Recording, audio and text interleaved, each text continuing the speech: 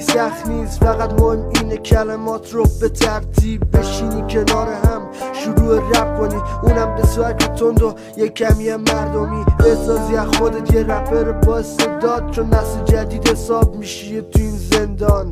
تو این زندان منظورم کشوریه که توش دارم زندگی میکنم، زیرزمینی هم امسالم و تو طبقه 4 خونم هم دارم میخونم تو اتاق. آره یه 4 دیواری کوچیک جلوم، یه پنجره است کنارم با خالی تا که گرم بشم امسال. زندگیمو این بار شروع میکنم با هدفام، مینویسم از اول تا آخرش توی این شهر. بهم یاد دادن که باید گرگ باشی، تموم اینا نوشته شده توی این مغزم. میخوام بخونم واسط بدون تردید، آره نیستم اصلا اهل تهدید، چون تهدید آخرش خشم میاره و خش دعوا. نمیخوام تو این زمان بد شیم، دوست دارم شروع کنم رپ فارسی رو خودم. از کسی هم کمک نمیگیرم، فقط مردمم که بهم دارن یاد میدم، انتقاد کنن و بعدش هم شروع این رپ رو یاد بگیرم هر طورم.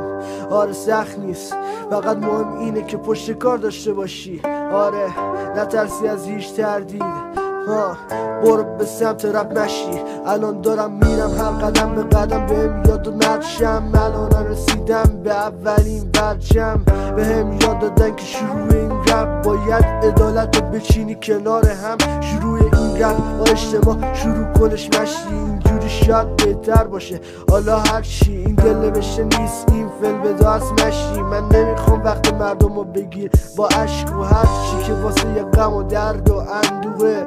مغز آره خودش کندوه که باید توش کلمات خیلی منظم، مثل زنبورای اصل بیارم واسم حرف و منم بخونم روی این بیت. مرد سخت نیست، یکم بیت فاز چینیه، اما زندگیمونم که برو آدم چینیه، مثل جنسایی که توی بازارا هست. باور واسم سخت تو این شهر، چی بهم یاد دادن که باید داشته باشم شمشیر تو مغزم. اگرم نه سلاح گرم داشته باشم مثل هفتیر. منظورم از هفتیر کلمه است که هر تیرش کلمه رو بهم یاد میده، باعث میشه پشت همین رپ بخونم برات. همین